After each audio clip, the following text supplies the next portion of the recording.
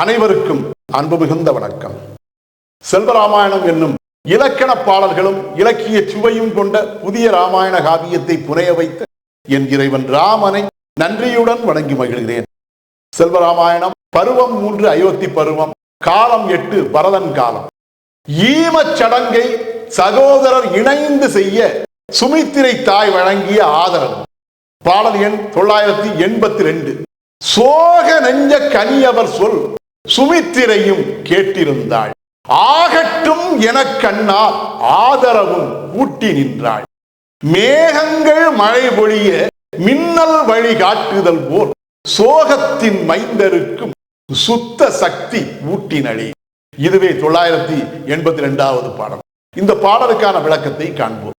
சோக நெஞ்ச கனியவர் சொல் சுமித்திரையும் கேட்டிருந்தாள் என்ற முதல் வரிக்கான விளக்கம், தந்தை மரணமடைந்ததாலும் அந்த தந்தைக்கு செய்ய வேண்டிய ஈமச்சடங்கை செய்ய விடாமல் பிறர் தடுத்ததாலும் ஏற்பட்ட துன்பத்தால் மிகவும் சோகமடைந்து சோகம் கொண்ட நெஞ்சம் உடைய கனிகளாக, சோக நெஞ்ச கனிகளாக அங்கே பேசிக்கொண்டிருந்த அந்த சகோதரர் இருவருடைய வார்த்தைகள் யாவற்றையும் அங்கிருந்த சுமித்திரை தாயும் கேட்ட வண்ணம் இருந்தாள்.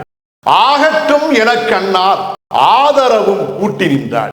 அந்த சகோதரர் இருவரும் செய்வதற்காக, தன்னுடைய ஆதரவை கொடுப்பதற்காக அந்த தாயானவள் தான் தன்னுடைய கணவன் மரணமடைந்த அந்த சூழ்நிலையிலே மௌன விரதத்தை கடைபிடித்து வந்திருந்த நிலையிலும் கூட தன்னுடைய ஆதரவை தம்முடைய அந்த மைந்தருக்கு கொடுப்பதற்காக கண்ணா தன்னுடைய ஆதரவை தெரிவித்தவாறே, உடல் மொழிகளால் ஆதரவை தெரிவித்தவாறே, மௌன மொழிகளால் தன்னுடைய ஆதரவை முழுமையாக அந்த புதல்வர் இருவருக்கும் வழங்கியவாறே, கூடுதலான ஆதரவை அவள் கொடுத்தவாறே, புதல்வர் இருவரும் அந்த பணியை நல்ல முறையிலே செய்வதற்கு தன்னுடைய ஒத்துழைப்பை வழங்கிய வண்ணம் இருந்தாள்.